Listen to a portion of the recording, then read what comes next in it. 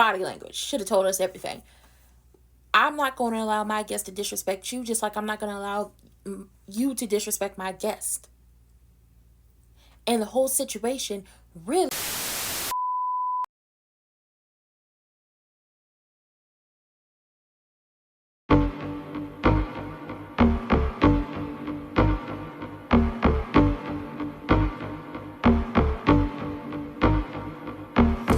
For the record, I ain't even plead the fifth. Miss Ella came over there to the condo that really belongs to Miranda, but she just letting Calvin stay there with his new heifer because the kids got to have someplace to stay. So she done came over there to make peace with her.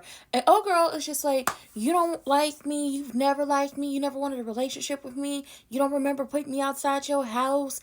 And every time I've tried to have a relationship with you and tried to meet you where you were, you never wanted to do the bridal appointments with me. You always canceled on me to go shopping and all these different things. You claim you're busy. But every time I come over to the house, you with Miranda.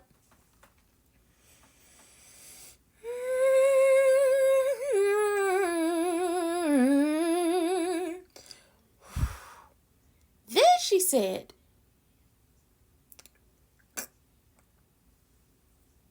I even tried to go to church and you didn't show up that day. When were you at church?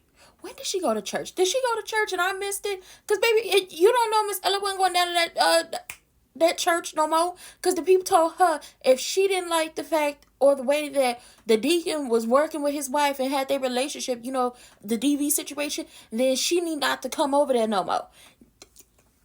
She over here telling half-truths, half-stepping all over through the place.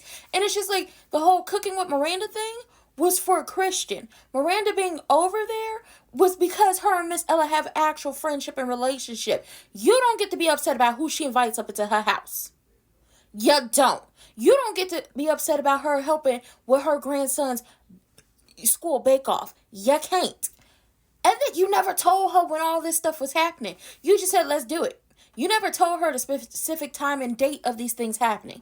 She is a busy woman. Now, Miss Ella did admit, I was avoiding her, but something in your spirit ain't right, so I would avoid your ass too. It's good to see the whole family invested in this whole HOA thing.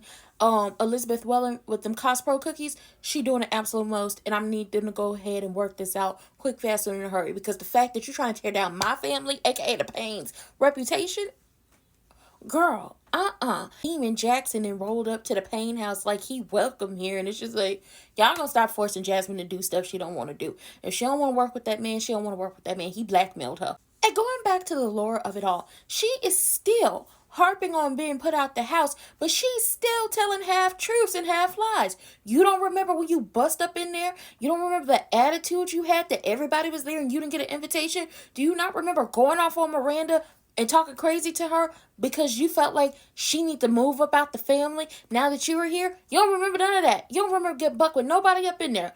Oh, okay. Miss Ella turned her logic back on her. Miss Ella turned Laura's logic back on her. That's the way it seems because that's the way it is. That's what Laura told her when it came down to how the family feels about her. So when she flipped it back on her for what she did down in her house and what got her put out and why she trying to start in the middle instead of starting from the beginning of the whole issue, baby, let's be clear on something. You came in the house, you had an attitude. When everybody was saying hello to you, come sit down, I don't know, you had an attitude. When Miranda was trying to talk to you very calmly, might I add, you had an attitude and jumped on her and jumped down her throat, and you ended up getting told about yourself and almost had somebody run up your mouth for the way you were speaking to Miss Ella and disrespecting her home and disrespecting her guests and also disrespecting Uncle Curtis. So when Miss Ella said, you came into my home and you did all those things and you were disrespecting my guest because Miranda is my family and she's a guest, her whole demeanor changed with that one. When she said Miranda is family, she was done with the conversation then. Body language. Should have told us everything. I'm not going to allow my guest to disrespect you, just like I'm not going to allow you to disrespect my guest. And the whole situation really is because you were doing too much. Well, if that's the way it seems, no, that's the way it is. So when Calvin comes back in and he's like, what's going on? And Miss Ella was like, I'm here to talk to Laura so we can, put everything to the side and move on. And he was like, so do I need to be here? No, you don't need to be here. Well, what's going on? So he sits down and they're still talking. And he's like, see, that's the same thing I was trying to tell you when it came to Miranda coming over here. And she snapped and showed her whole ass in front of Miss Ella about that situation. And Calvin is like, I want to talk, like, we need to talk. I've been saying that we need to talk. The best way to do all of this and get it all out in the open is to talk. Well, you didn't want to talk to me, this morning, and you didn't want to talk to me last night. You slept on the couch and you did this and you did that. And it's just like, ultimately, when it boils down to it, she's not the one, and I hope he continues to see it. She got upset. She grabbed her purse, kept apologizing to Miss Ella, and sashayed herself out the door with that ugly little dress on. And Calvin was like, should I go after her? And Miss Ella was like, I don't know. So that pest showed up at the house. He's not a guest. He's a pest because she didn't invite him over. He just decided to show up by himself. And everybody's like, Jasmine, go talk to him. Jasmine, be nice. And Jasmine's like, can y'all let me handle this my way? Have fun at work. So the pest apologizes. He's like, my grandfather raised me better than that. He raised me to own up to my mistakes, and I need to do that because you were being nice to me. You were being helpful to me. And instead of taking your advice and instead of taking the help that you gave, I decided to take the easy way out and, copy your paper so I could go to a baseball game, which set them on a downfall of whatever relationship was building, like friendship was building, and him ended up blackmailing her. Remember, he blackmailed her. Anyway, he was like, and if you don't want me to be at group, that's okay, because you told me you never wanted to talk to me again. And she was like, obviously, you can't hear either. You don't listen, you can't hear, and you're a cheater because I said not to talk to me no more, so you over here talking to me. But he apologizes and she accepts the apology and she's like, listen, I don't trust you. But if everybody else wants you in group, then fine. And it's just like, well, she's nicer than me. And it comes over to Aunt Ella and Uncle Curtis's house. Now, she stopped by to talk to Miss Ella, but, her and Uncle Curtis having a banter. Like, you ain't come over here to see me. You don't know that. I could have came to check on you. You ain't come over here to see me. You came to see Ella. You right. Where's she at? I don't know. She at church somewhere. He either was not listening or he has tuned out the tune of Laura and her name because that's where Miss Ella told him she was going. So when she comes back and she was like, I went over there to see Laura, and she just like, maybe if I would have been nicer to her, maybe if I would have given her the attention she wanted, then she wouldn't feel this way. And I don't know if there's a way to fix this. And Miss Ella is just like blaming herself for all of this, and she's taking it all on and she's internalizing it. And I'm just say this, it wouldn't have mattered if Miss Ella gave Laura the time and attention that she wanted, because any time that was spent with Miranda, or any time that was given to Miranda, or Miranda being around, was going to be an issue.